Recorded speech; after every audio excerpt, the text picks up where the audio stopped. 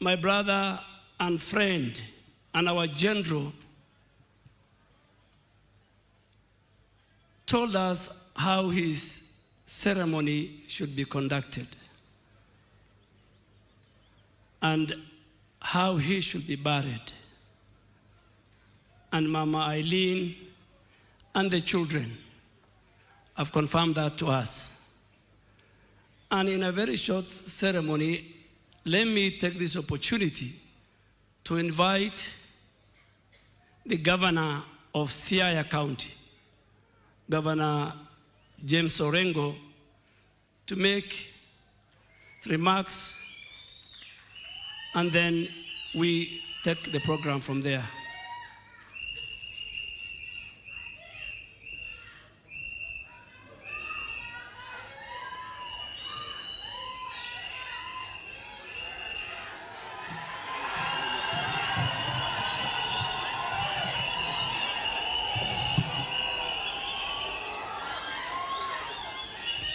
Asante.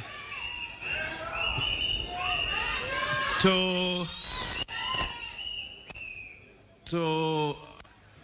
Gen Ogolla and the family, to the President of the Republic of Kenya, the First Lady, the Deputy President, the Azimio leadership led here by Kalonzo Musyoka and Martha Karua, the Speaker of the National Assembly.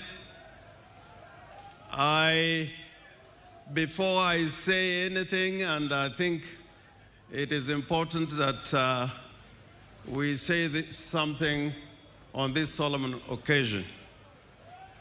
Allow me, because I saw Dr. Buru Oginga step in, allow me to invite Dr. Buru to come and say something.